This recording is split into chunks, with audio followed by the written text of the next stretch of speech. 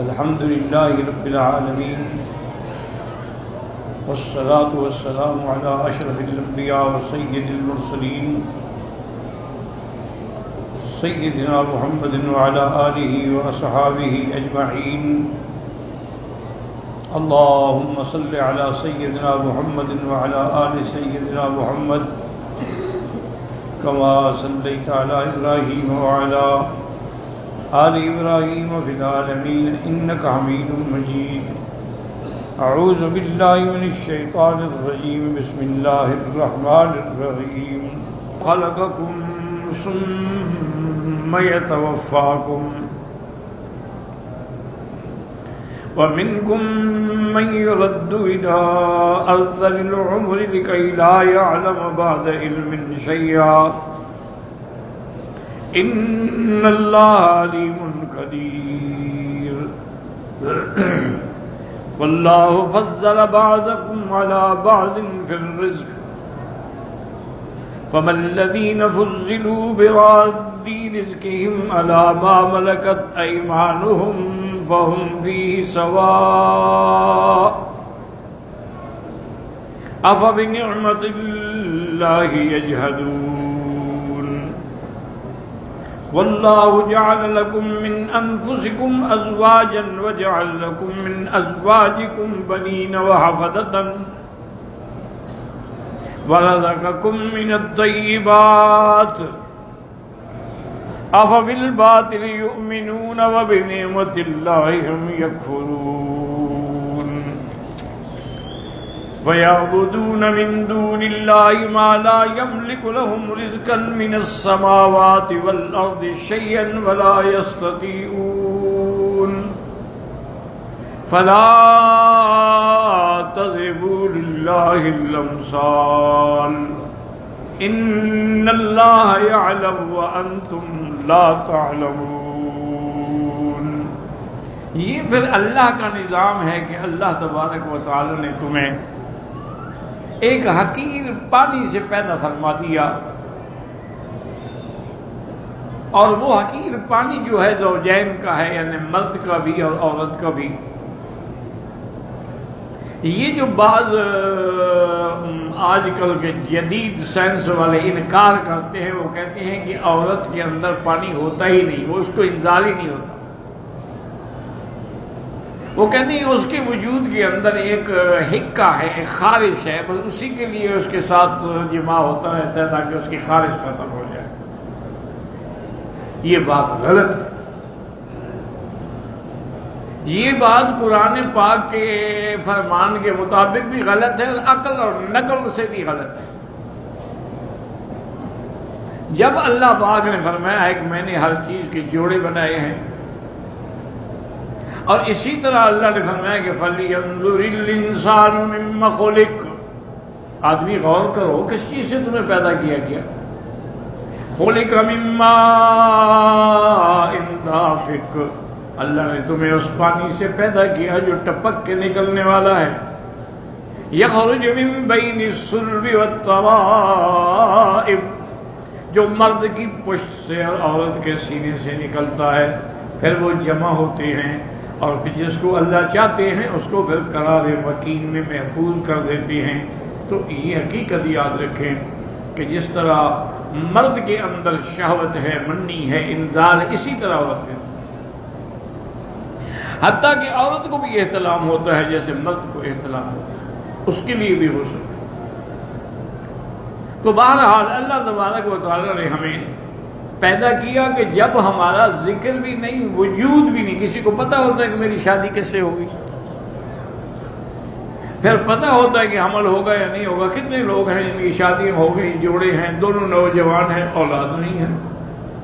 یہ تو اللہ کا نظام ہے کہ جس کو چاہے وہ دے دے اور جس کو چاہے نہ دے. یَهَبُ لِمَن يَشَاءُ إِنَاثًا وَيَهَبُ لِمَن يَشَاءُ الذُّكُورَ، جس کو چاہے لڑکیاں دیں اور جس کو چاہے لڑکے دیں. یہاں سے بھی علماء نے استدلال کیا کہ اللہ نے لڑکیوں کا ذکر پہلے کیا ہے، معنی ہے کہ لڑکی کا زیادہ خیال رکھا جائے. او یزوجہم ذکرانا و اناثا، اللہ چاہے تو جوڑے عطا فرما دے، لڑکے بھی دے لڑکیاں بھی دے۔ وَيَجْعَلُ لِمَن يَشَاءُ عَقِيمًا، اور اللہ چاہے تو سانڈ بنا دے، نہ لڑکا ہو نہ لڑکی ہو، یہ تو اس کا نظام ہے۔ اللہ نے فرمایا تم اس کو بھول گئے ہوگے جس نے تمہیں پیدا کیا ہے۔ وَاللَّهُ خَلَقَكُم ثُمَّ يَتَوَفَّاكُم، پھر وہ تمہیں موت بھی دیں گے لیکن اس کے درمیان میں ادوار آئیں گے۔ اللہ الذی خلقکم من ضعف ثم جعل من بعد ضعف قوة ثم جعل من بعد قوة ضعفا وشیبا۔ اللہ فرماتے ہیں ہم تم کو پیدا کرتے ہیں، تم کتنے کمزور سے، ایک بٹا ایسے ہوتا ہے جیسے کپاس کا ایک پایا رکھا ہوا ہو، اس کے بعد پھر ہم تمہیں طاقت دیتے ہیں، طاقت کے بعد پھر ایک وقت آتا ہے کہ پھر بڑھاپا شروع ہو جاتا ہے اور کمزوری شروع ہو جاتی ہے، اس کے بعد پھر ہم تمہیں موت دیتی ہیں۔ اچھا ان میں بھی یہ ہے کہ مِنْكُمْ مَنْ يُرَدُّ إِلَىٰ أَرْذَلِ الْعُمُرِ، تم میں سے کچھ ایسے بھی ہیں کہ جن کو عمر کے اس حصے میں پہنچایا جاتا ہے جب وہ کچھ بھی نہیں جانتا، لِكَيْ لَا يَعْلَمَ بَعْدَ عِلْمٍ شَيْئًا، پہلے اس کو کتنا علم تھا، اب بڑھاپے نے ایسا غلبہ کیا کچھ ہی نہیں جانتا، جیسے بچہ کچھ نہیں جانتا۔ وَمَن نُعَمِّرْهُ نُنَكِّسْهُ فِي الْخَلْقِ، جس کی عمر زیادہ ہو جاتی ہے وہ پھر گویا کہ عقل کے اندر ضعیف ہو جاتا ہے، کمزور ہو جاتا ہے، اس کو کچھ سمجھ ہی نہیں آتا کہ اب میں کیا کروں۔ اسی لیے میرے مدنی پاک نے دعائیں مانگی ہیں، اعوذ بک من البخل والکسل والحرم وارذل العمر وعذاب القبر، کہ اللہ ہمیں اس عمر سے بھی بچانا جو ارذل العمر کراتی ہے، کہ جب آدمی کو کچھ سمجھ بھی نہ آئے، جب آدمی کسی کو کوئی بات بھی نہ کر سکے۔ ان اللہ علیم قدیر، اللہ علم والے بھی ہیں اور اللہ جان کرتا ہے، اللہ قادر بھی ہیں، جیسے چاہے فرما دیں۔ اب اللہ نے فرمایا کہ دنیا کے اندر واللہ فضل بعضکم علی بعض فی الرزق، اللہ نے تمہیں ایک دوسرے پر رزق میں فضیلت دی ہے، کسی کو زیادہ دیا، کسی کو تھوڑا دیا، کسی کو امیر بنایا، کسی کو غریب بنایا، یہ سب اس کا نظام ہے۔ فَمَن الَّذِينَ فُضِّلُوا بِرَادِي رِزْقِهِمْ عَلَىٰ مَا مَلَكَتْ أَيْمَانُهُمْ فَهُمْ فِيهِ سَوَاءٌ، اللہ نے فرمایا کہ جن کو ہم نے بڑا رزق دیا، امیر بنایا ہے، کیا وہ اپنی اس دولت کو اپنے غلاموں کی طرف بھی تقسیم کریں گے تاکہ برابر ہو جائے؟ تو تم اپنے غلاموں کو برابر کرنا نہیں چاہتے ہو، میں خدا ہو کہ اپنے برابر کسی کو کرنا چاہتا ہوں؟ تم اپنے غلاموں کو اپنے مال و دولت میں شریک نہیں کرتے ہو، تو میں اپنی خدائی میں کسی کو کیسے شریک کرتا ہوں؟ اس لیے اس کے بعد فرمایا فہم، تاکہ وہ برابر، افبنعمت اللہ یجحدون، اللہ نے تمہارے لیے کھیتیاں بنائی، جانور بنائے، نعمتیں بنائی، لیکن تم اللہ کی نعمتوں کا انکار کرتے ہو، اللہ کی نعمتوں کی ناشکری کرتے ہو، بجائے شکر ادا کرنے کے تم اور اکڑ جاتے ہو اور تکبر میں مبتلا ہو جاتے ہو۔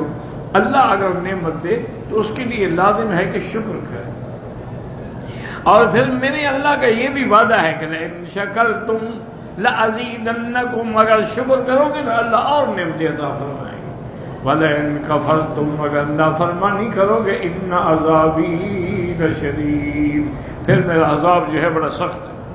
اب اللہ فرماتے ہیں وَاللَّهُ جَعَلَ لَكُم مِّنْ أَنفُسِكُمْ أَزْوَاجًا، اللہ نے تمہاری جنس میں سے جوڑے بنائے ہیں، کیونکہ اگر ہم جنس نہ ہوں تو پھر ایک دوسرے کے ساتھ تعلق اور محبت بھی پیدا نہیں ہوتی، یعنی مرد انسان ہو اور عورت جن ہو، وہ تعلق پیدا ہو ہی نہیں سکتا، تو اس لیے اللہ نے تمہاری جنس پر جوڑے بنائے ہیں۔ وَاللَّهُ جَعَلَ لَكُم مِّنْ أَنفُسِكُمْ أَزْوَاجًا وَجَعَلَ لَكُم مِّنْ أَزْوَاجِكُمْ، اور پھر تمہاری بیویوں سے تمہارے لیے بیٹے بنائے ہیں، پوتے بنائے ہیں، بنین وحفدہ، حفدہ کہتے ہیں پوتوں کو۔ اچھا آپ دیکھیں نا کہ حالانکہ اولاد یا پوتے جو ہے وہ دونوں سے ہے نا، لیکن نسبت بیوی کی طرف ہے۔ من ازواج، تمہاری عورتوں میں سے ہم نے تمہیں بیٹے دیے ہیں اور پوتے دیے ہیں۔ مقصد یہ ہے کہ چونکہ سارا نظام عورت ہی برداشت کرتی ہے نا، کہ وہ حمل میں تکلیف کرتی ہے، برداشت کرتی ہے، پھر ولادت کے وقت میں موت کے مرحلے سے گزرتی ہے، پھر سن رضاعت میں محنت کرتی ہے. تو یہ سارا مراحل عورت، اس لیے اللہ نے یہاں بھی عورت کے لیے نسبت کی، وَجَعَلَ مِنْ أَزْوَاجِكُمْ. اسی طرح ایک آدمی کے بارے میں آتا ہے کہ وہ یمن سے آیا. اس زمانے میں کہاں تھی سواریاں اور کہاں انتظام تھے. بوڑھی ماں تھی، اس نے کہا بیٹا مجھے حج کرواؤ. تو اس نے اپنی ماں کو کندھے پہ اٹھایا اور یمن سے چلا، پیدل چلتے چلتے چلتے مکے میں پہنچا، طواف کرایا، صفا مروہ دوڑائی، پھر مینا گیا، مزدلفہ گیا، عرفات گیا، واپس آیا، سب ماں کندھے پہ. اب جب طواف زیارت کرنے کے لیے آیا تو بعض روایات میں ہے کہ حضرت حسن بصری بیٹھے ہوئے تھے، کسی نے اس کو بتایا تو وہ بڑا خوش ہو کے ان کی خدمت میں آیا اور ان کو ملا اور کہا کہ حضرت میں نے الحمدللہ اپنی ماں کو یمن سے اٹھایا ہے کندھے پہ، اور اسی طرح میں نے اس کو حج میں اور تمام مناسک میں مشاعر میں بھی کندھے پہ اٹھایا ہے. تو کیا میں نے اپنی ماں کا حق ادا کر دیا کہ نہیں کر دیا؟ تو حضرت حسن بصری رحمۃ اللہ نے فرمایا اللہ کے بندے، تمہاری ماں پر جو ولادت کے وقت میں تکلیف کا ایک منظر ہوتا ہے، تم تو اس گھڑی کا حق بھی ادا نہیں کر سکتے، تم ساری زندگی کا حق ادا کر رہے ہو، کہاں ادا کر سکتے؟ اس کے لیے وہ جو موت اور حیات ہوتی ہے، اسی لیے کہتے ہیں نا اللہ عالم زچہ بچہ کوئی بچتا ہے. بعض اوقات ایسا بھی ہوتا ہے کہ جی بچہ بچ سکتا ہے ماں نہیں بچ سکتی، بعض اوقات ایسا ہوتا ہے کہتے ہیں جی ماں تو بچ جائے گی لیکن بچہ نہیں بچ سکتا. تو وہ جو مرحلہ ہوتا ہے وہ تو گویا کہ اس کو ایک نئی زندگی اللہ عطا فرماتے ہیں. تم تو اس گھڑی کا شکریہ بھی ادا نہیں کر سکتے، تم حق ادا کر رہے ہو ماں کا. اس لیے ہمیشہ یہاں بھی اللہ نے فرمایا وَجَعَلَ لَكُم مِّنْ أَزْوَاجِكُمْ، اور اللہ نے تمہاری بیویوں سے تمہارے لیے بیٹے بنائے. وَحَفَظَةً، حفظہ کہتے ہیں پوتے. وَرَزَقَكُم مِّنَ الطَّيِّبَاتِ، اور اللہ تبارک و تعالی نے تمہیں پاکیزہ چیزوں سے رزق عطا فرمایا. أَفَبِالْبَاطِلِ يُؤْمِنُونَ وَبِنِعْمَةِ اللَّهِ هُمْ يَكْفُرُونَ، کیا تم باطل پر ایمان لاتے ہو اور اللہ کی نعمتوں کا انکار کرتے ہو؟ اس لیے آگے اللہ فرماتے ہیں وہ انکار کیسے ہوتا ہے. وَيَعْبُدُونَ مِن دُونِ اللَّهِ مَا لَا يَمْلِكُ لَهُمْ رِزْقًا مِّنَ السَّمَاوَاتِ وَالْأَرْضِ شَيْئًا وَلَا يَسْتَطِيعُونَ. اور نے فرمایا اللہ کو چھوڑ کے تم ان کی عبادت کرتے ہو جو تمہارے رزق آسمانوں اور زمینوں سے دینے میں مالک نہیں، ان کے ہاتھ میں کچھ بھی نہیں. نہ وہ آسمانوں سے پانی برسا سکتے ہیں، نہ زمینوں سے کھیتیاں اگا سکتے، ان کے ہاتھ میں تو کچھ بھی نہیں ہے، وہ تو خود محتاج ہیں. اگر جمادات ہیں ویسے پتھر ہیں، اور اگر انسان بھی ہوں تب بھی ان کے ہاتھ میں تو کچھ نہیں. وَلَا يَسْتَطِيعُونَ، ان کے ہاتھ میں کوئی چیز بھی نہیں اور نہ کوئی طاقت رکھتے ہیں پانی اتارنے کی یا تمہارے لیے رزق مہیا کرنے کی. فَلَا تَضْرِبُوا لِلَّهِ الْأَمْثَالَ، اللہ نے فرمایا ہرگز اللہ کے شریک نہ بناؤ. اللہ کے شریک امثال بنا اندادن و اشباہن، اللہ کے برابر شریک بناتے ہو، اللہ کے برابر بت بنا کے ان کو خدا کہتے ہو. ان اللہ یعلم وانتم لا تعلمون، انہ یعلم، وہ جانتے ہیں اور اللہ خود گواہی دیتے ہیں کیا کہ لا الہ الا ہو، کوئی معبود برحق نہیں مگر اللہ. وانتم بجہلکم تشرکون بہ غیرہ، اور تم جہالت کی وجہ سے اللہ کے شریک بناتے ہو. کبھی اللہ کے شریک بتوں کو بناتے ہو، کبھی انسانوں کو بناتے ہو، اور کبھی درختوں کی پوجا کرتے ہو. تو اس لیے اللہ فرمایا کہ جن کے ہاتھ میں خود کچھ نہیں ہے وہ تمہارے نفع نقصان کے کیسے مالک ہو سکتے ہیں. تو ان چیزوں کو کہا جاتا ہے تذکیر بنعم اللہ. اللہ اپنی نعمتوں کا ذکر فرما کے تنبیہ کرتے ہیں کہ میری کس کس نعمت پہ. اب دیکھو یہ ایک سانس ہے، ایک سانس ہی رک جائے تو بندہ ختم، اس کی بھی آدمی قیمت ادا نہیں کر سکتا ہے.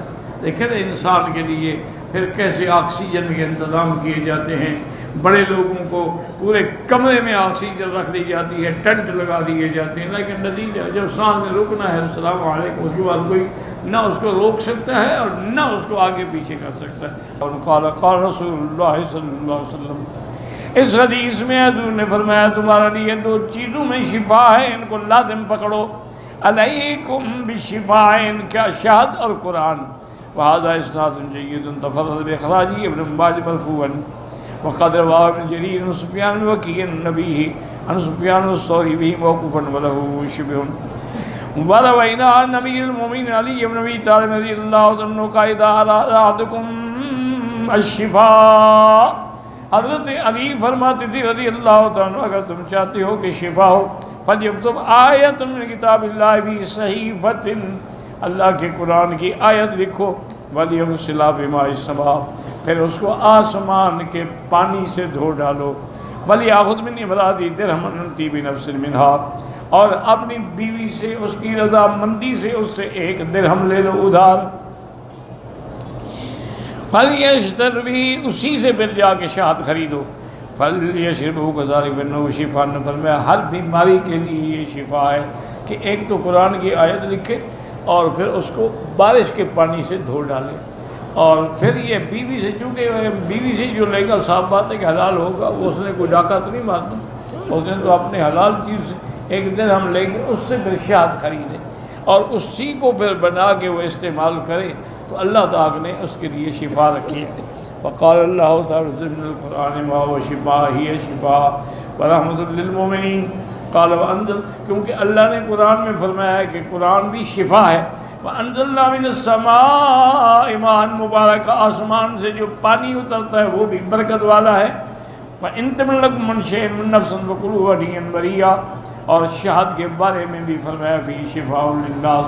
تو حضرت علی نے ان تین آیات قرآنی سے استدلال پکڑا کہ اللہ نے قرآن کو بھی شفا کہا تو قرآن کی آیت لکھے، اللہ نے آسمان کے پانی کو بھی مبارک فرمایا ہے تو اس کو بھی استعمال کرے، اور جو عورت تمہیں خوشی سے دے اور پیسے لے کر وہ تم استعمال کر سکتے ہو، اس سے شہد خریدے، اور شہد کو بھی اللہ نے فرمایا کہ شفا ہے، تو جب یہ ساری شفا جمع ہو جائے گی تو لازماً اس کو اللہ تبارک و تعالی شفا عطا فرمائے۔ اور یہ شہد جو ہے نا جی، یہ عجیب چیز ہے۔ اب دیکھیں نا، مثلاً سردیاں ہیں تو گرم پانی میں پئیں چائے کی طرح، اور اگر گرمیاں ہیں تو اس کی شربت بنا لیں، اس سے اچھی شربت دنیا میں کوئی نہیں ہے، یعنی سردی میں بھی مفید ہے اور گرمی میں بھی مفید ہے۔ اور اسی طرح آج موجودہ میڈیکل سائنس میں اللہ نہ کرے اگر کسی کو زخم ہو جاتا ہے نا جی، اور وہ نعوذ باللہ بگڑ جاتا ہے، وہ زخم کسی دوا سے ٹھیک نہیں ہوتا، پھر وہ شہد کی پٹی رکھتے ہیں، کہتے ہیں بھی خالد شہد لے آؤ، اس شہد سے اس کے زخم کو بھرا جاتا ہے، اسی کی پٹی رکھتے ہیں، تب جا کے وہ زخم ٹھیک ہوتا ہے۔ آج میڈیکل سائنس بھی اس بات کا اقرار کرتی ہے، اقرار کیا، ان کے ہسپتال میں اسی بات کا علاج ہوتا ہے۔ اور اسی طرح میڈیکل سائنس نے یہ بھی اقرار کیا ہے کہ اس کی جو ملکہ ہے نا شہد کی مکھیوں کی، اس کا نام ہے یاسو، اس کی جو شہد خود نکالتی ہے نا، اس کے اندر جو طاقت ہے وہ کسی چیز میں نہیں۔ اس لیے آج آپ دیکھیں بڑے بڑے جتنے میڈیکل اسٹور ہیں، اس میں آپ جا کے ان سے کہیں نا ملکۃ النحل، وہ اس کو آپ کو کیپسول دے دیں گے، اسی کے اندر وہ اسی کی شہد ہوتی ہے، تو وہ سب سے زیادہ یعنی انسان کے لیے مقوی ہیں، وٹامن بھی اس میں ہے، منرل بھی اس میں ہے، ہر قسم کی طاقت اللہ نے اس میں رکھی ہے۔ تو اب تو فرانس بنا رہا ہے، پیرس بنا رہا ہے، جرمنی بنا رہا ہے، پوری دنیا اس کو بنا رہی ہے، اور باقاعدہ لکھا ہوتا ہے کہ یہ ملکۃ النحل کا وہ شہد جو ہے اس کا ہے، اس میں وہ کوئی۔ اچھا، اسی طرح اللہ کی حکمت دیکھیں کہ اگر شہد بیری کا ہو اس کے اپنے فائدے ہیں، اور اگر شہد پھلوں کا ہو اس کا اپنا فائدہ ہے، اگر شہد پھولوں کا ہو اس کا اپنا فائدہ ہے۔ یہ اللہ کا ایک نظام ہے، عظیم نعمت ہے۔ حتیٰ کہ بعض حکیموں نے لکھا ہے کہ جن کی آنکھوں میں کچھ میل ہوتا ہے، کچرا ہوتا ہے، اگر بالکل خالص شہد، شرط یہ ہے خالص ہو، دوسرا نہ ہو کہ اندھا ہو جائے، خالص شہد سے اگر وہ ایک سلائی لے کے آنکھ میں پھیر دے پوری آنکھیں صاف ہو جاتی ہیں، روشن ہو جاتی ہیں۔ یہ اتنی بڑی نعمت ہے، لیکن اس کے لیے ضرورت ہے کہ اپنے سامنے اس کو اتارو، کسی پر اعتبار نہ کرو۔ آج کل تو سارا کاروبار ہے نا دنیا میں، آج تو خالص چیز کی ملتی نہیں۔ مجھے خود ایک ڈاکٹر صاحب نے بتایا، اس نے کہا ایک آدمی میرے پاس آیا، اس کو ٹائیفائڈ تھا، میں نے اس کے لیے اینٹی بائیوٹک کیپسول لکھے اور وہ دینے شروع کیے۔ 1 دن 2 دن 3 دن اس کو کوئی فرق بھی نہیں ہوا۔ میں نے کہا عجیب بات ہے، حالانکہ اینٹی بائیوٹک جو ہے نا یہ 3 دن کے بعد اپنے بلڈ میں سرکل بنا لیتا ہے اور پورا اثر اس کا جو ہے وہ 5 دن کے بعد ظاہر ہوتا ہے۔ اب بعض ڈاکٹر تو کہتے ہیں نہیں 7 دن استعمال کریں تاکہ اندر کوئی بیکٹیریا یا جراثیم باقی نہ رہے۔ انہوں نے کہا میں نے دیکھا 3 دن گزر گیا، اس کو 5% بھی فائدہ نہیں۔ میں نے اس سے کہا بھی تم دوائی کھا بھی رہے ہو کہ نہیں؟ انہوں نے کہا حضرت یہ دیکھیں میرے پاس ہی، میں نے ایک کیپسول کو کھولا تو اس میں چنے کا آٹا بھرا ہوا تھا۔ خود اندازہ کریں کہ کمپنیوں والے کتنے ظالم ہیں، اپنے پیسے کمانے کے لیے یعنی انسان کی جان سے کھیلتے ہیں، انسان کی زندگی سے کھیلتے ہیں۔ اندر آٹا بھرا ہوا ہے چنے کا، وہ کیا فائدہ دے گا؟ اس نے کہا پھر میں نے وہ کیپسول بدلے، ملٹی نیشنل کمپنی کے خود منگوائے، وہ دیے، 2 دن میں ٹھیک ہو گیا۔ پائے زمزم موجود ہے، شرط یہ ہے کہ اخلاص نیت کے ساتھ اور یقین کامل کے ساتھ ہر نماز کے بعد زمزم پئیں، اپنے بچوں کو پلائیں، انشاءاللہ شفا ہوگی۔ واللہ اعلم۔ اللہم صلی علی سیدنا محمد وعلی آل سیدنا محمد کما صلیت علی ابراہیم وعلی آل ابراہیم فی العالمین انک حمید مجید۔ یا اللہ یا اللہ یا اللہ یا رحمان یا رحیم یا حی یا قیوم یا حی یا قیوم یا ذا الجلال والاکرام یا الہنا الہ کل شیء الہا واحدا لا الہ الا انت اللہم انت الميسر لكل عسیر وانت على كل شیء قدیر۔ یا لطیف یا لطیف الطف بنا بلطفک الخفی یا خفی الالطاف نجنا مما نخاف۔ یا لطیف الطف بنا فی تیسیر کل عسیر فإن تیسیر کل عسیر علیک یسیر۔ اللہم یسر امورنا و امور اولادنا و اولاد اولادنا و بناتنا و اخواننا و اخواتنا ولمن اوصانا واستوصانا و امور المسلمین والمسلمات والمؤمنین والمؤمنات الاحیاء منہم والاموات۔ یا الہ العالمین یا ارحم الراحمین یا اکرم الاکرمین یا اجود الاجودین لا تجعلنا من القانتین۔ یا اللہ ہماری سب حاجات اور سب دعائیں منظور فرما دے، تمام آنے والوں کی حاضری منظور فرما۔ یا اللہ تمام آنے والوں کی، رہنے والوں کی، مقیم غیر مقیم کو حرمین الشریفین کے برکات و ثمرات نصیب فرما۔ یا اللہ حرمین الشریفین اور بلد الامین کو قیامت تک ہر فتنے سے محفوظ فرما۔ یا اللہ پاکستان کی حفاظت فرما۔ یا اللہ مسلمان فلسطین میں ہیں، حلب میں ہیں، شام میں ہیں، ہند میں ہیں، عرب میں ہیں، عجم میں ہیں، افغان میں ہیں، کشمیر میں ہیں، ان کی جان مال آبرو عزت کی حفاظت فرما۔ ربنا ظلمنا انفسنا ان لم تغفر لنا وترحمنا لنكونن من الخاسرین۔ صلی اللہ تعالی علی خیر خلقہ سیدنا محمد وعلی آلہ وصحبہ اجمعین۔ اللہم صلی علی سیدنا محمد وبارک وسلم۔